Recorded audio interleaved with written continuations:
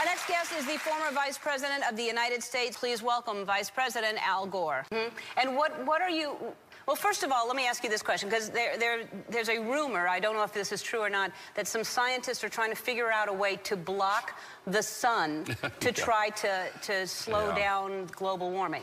Yeah, it's a measure of the feeling of desperation that some of them feel. Are they really thinking they could do that? Well, some of them are seriously proposing, and I think it's completely nuts. Yeah. You know, you put another kind of pollution, sulfur dioxide, up to orbit, cover the atmosphere. The sky won't be really blue in the way it is now anymore, but it would block out some of the sun's heat so that we wouldn't have to take the difficult steps to stop spewing all this global warming pollution into the atmosphere.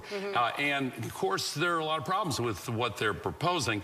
It turns out plants need sunlight. Yes. It wouldn't stop the acidification of the oceans, and it really should be yet another wake-up call for why we need to stop putting all this pollution up there. We put 90 million tons every day up there, and that's what's drying out the soil, 60% of the country in drought last year. That's what's contributing to the worsening of these fires in the West.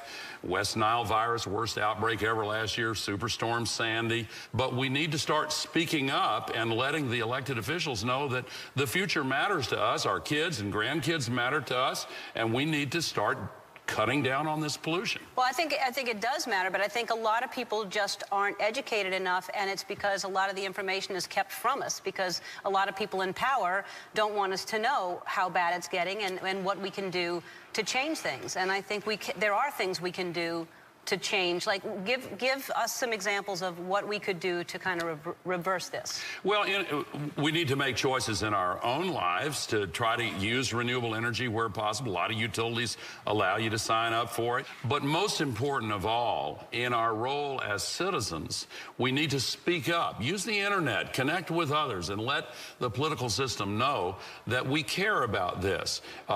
And, you know, winning the conversation is the key to a lot of changes.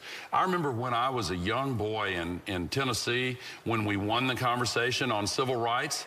I remember one of my friends made some semi-racist comment, and another friend said, "Hey man, we don't go for that anymore." And that was during the time when that conversation was won. And the issue of gay rights. I saw a story recently about two gay guys waiting in the pizza line, and some homophobe made some nasty comment, and literally everybody else in the line spoke up and said, "Hey, cut that out." We're winning that conversation. It's a great thing. And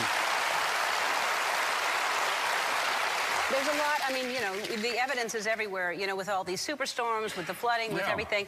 I mean, one of the reasons I'm vegan because I love animals, but it's also, for me, environmentally, they say that if every person just didn't eat meat, all meat, not just red meat, but chickens, one day a week, it would be the equivalent of taking 8 million cars off the road. Just one day a week. Paul McCartney started this Meatless Mondays campaign, which I think is a great campaign. And since January 1, I've been eating that way, and I'll tell you that it has made me feel better. And so one day a week has got to be good for you, good for the environment. I recommend it. Yeah.